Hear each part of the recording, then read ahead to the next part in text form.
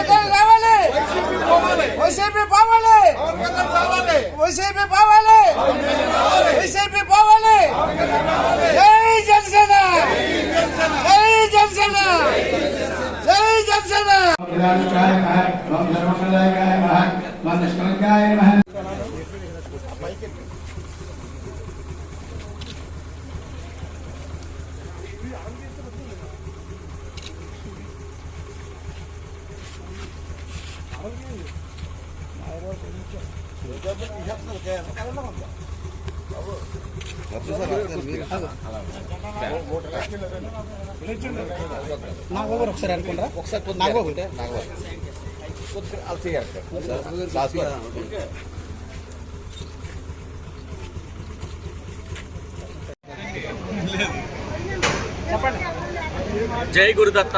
అందరికీ నమస్కారం.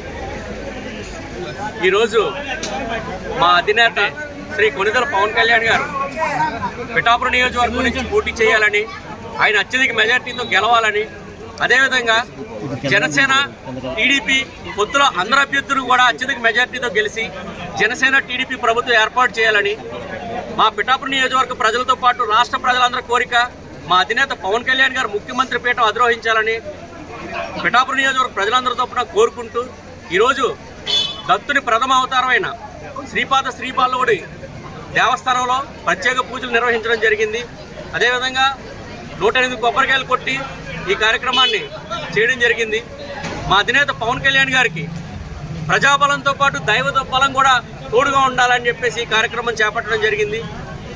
పిఠాపురం నియోజకవర్గ ప్రజలందరూ కూడా మనస్ఫూర్తిగా కోరుకుంటున్నారు మా అధినేత పవన్ కళ్యాణ్ గారు పిఠాపురం నుంచి పోటీ చేయాలని.